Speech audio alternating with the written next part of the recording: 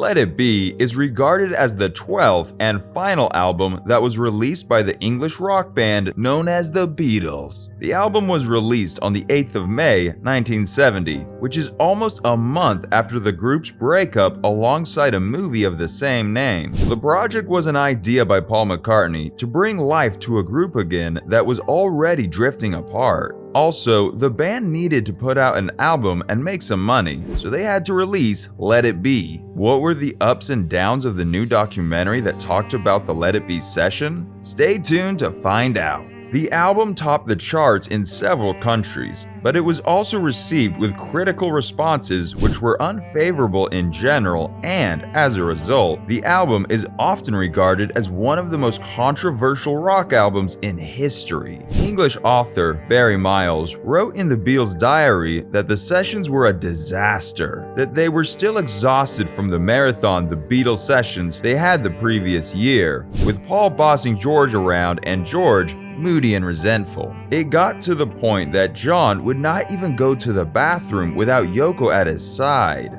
The tension between them was palpable, and it was all caught on camera. According to Paul McCartney, from the Beatles anthology book, he was quoted saying, "We started Let It Be in January 1969 at Twickenham Studios, under the working title, Get Back. Michael Lindsay Hogg was the director. The idea was that you'd see the Beatles rehearsing, jamming, getting their act together, and then finally performing somewhere in a big end-of-show concert. We would show how the whole process worked. I remember I had an idea for the final scene, which would be a massive tracking shot forever and ever, and then we'd be in the concert." If you're enjoying the video so far, please hit the like button, comment down below, and subscribe to our channel if you haven't done so for more Beatles content. McCartney said that he was the motivator and was always raising different ideas. He was the one that brought up the idea of the Beatles making a movie, with the other members asking why they should do that, especially Lennon. Of course, he understood that Lennon wanted a job, but he wanted the Beatles back at work. So he stylish badgered them into it, that at one point, they were even thinking of going to take a boat, an ocean liner, and make up a story about that, play in the ballroom or something. But the final idea was for them to go down to Twickenham to a big studio, rehearse and rehearse, film the rehearsals, and have this beautifully filmed concert at the end, with their fans getting to see how they develop great music.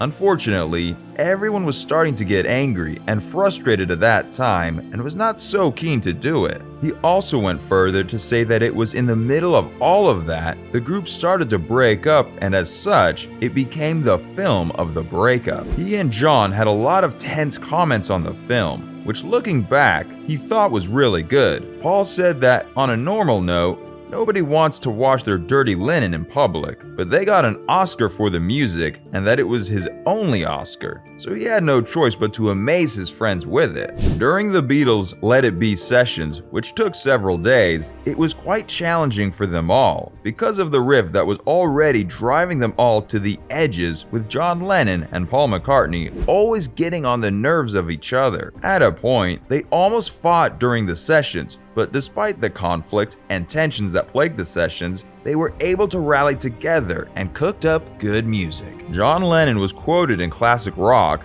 saying that, "We got fed up being sidemen for Paul, and the camera work was set up to show Paul and not show anybody else. That's how I felt about it." While George Harrison opined in The Beatles Off the Record by Keith Badman that he got back to England for Christmas, and then in January the following year, they were set to start on The Thing, which turned into Let It Be. He said that straight away, it just felt weird, having found that he was starting to be able to enjoy being a musician, but the moment he got back to the Beatles, it became difficult to do so. There were just too many limitations as a result of their being together for so long. It was as if they were all pigeonholed, and it was frustrating. Twickenham, where the Let It Be sessions were held, was usually very cold in January, and so to the members of the band, it was a strange place to be making an album, and seems as if they were half recording and half filming. Neil Stanley Aspinall, chief executive of the Beatles company, Apple Corps, and childhood friend of George Harrison and Paul McCartney, said that the whole filming didn't feel right from the beginning because none of them were comfortable there and the place wasn't equipped as a recording studio. So trying to work creatively with every single moment of what they were doing being filmed was not ideal for making a record. It was as if the Beatles would never have even attempted to produce Let It Be, but Paul McCartney always gearing the group forward, and it seems as if he was doing all he can with the rest being nothing more than session men. His seemingly optimistic confidence propelled the Beatles forward. To complicate the whole issue more, John Lennon's heroin addiction was at its worst during the Let It Be sessions, and the others had no idea how they could deal with it. According to McCartney's discussion with Barry Miles in his book, Many Years From Now, he said they were disappointed that Lennon was getting into heroin because they didn't know how they could help him.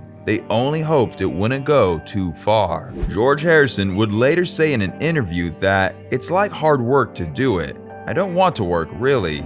It's a drag to get your guitar at 8 in the morning when you're not ready for it." George Harrison, an English record producer and music composer who is often referred to as the fifth Beatle for his numerous involvement in the Beatles' original album, was quoted saying that Yoko's involvement was a bit difficult to deal with. Suddenly, she would appear in the control room. Nobody would say anything to anyone and wasn't even introduced to her. She would just sit there and her influence would be felt. Yoko Ono also had a bit of influence on the ups and downs of the Let It Be sessions because all the members of the group, most especially Paul McCartney, found her presence uncomfortable. It was as if she would just appear suddenly and her presence was impacting their progress negatively.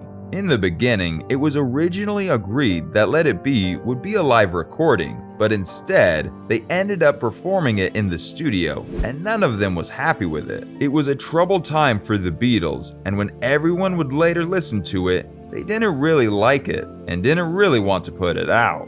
In another interview in 1970, John Lennon said of filming Let It Be, "It was hell. The most miserable session on earth." Paul McCartney, speaking in 1995, said, "We had terrible arguments, resulting in the breakup of the Beatles on film instead of what we really wanted. It was probably a better story, a sad story, but there you go." And in a 1995 San Diego Union Tribune interview, Beatles album producer George Martin was also quoted saying, "Let It Be was very unhappy for everybody. George Harrison wanted to leave the band, and there was even a bit of fisticuff. And John was very difficult. He didn't take much notice of anybody, and he was being very pushy. I did not enjoy it one bit." Tim Riley would later say that although the sessions were plagued with a lot of frustration and tension as well as low motivation, they were able to pull their strength together at the end and release Let It Be. The most important thing to remember, according to him, was that the period was not just full of darkness, but also full of light, and that you get to hear both things, especially in the music. So you must understand that the sessions for them was not just a thing, but many things at the same time. That's it, guys. We've come to the end of this video. If you enjoyed the video, make sure you click the like button. If you haven't subscribed yet, do it right now. See you soon.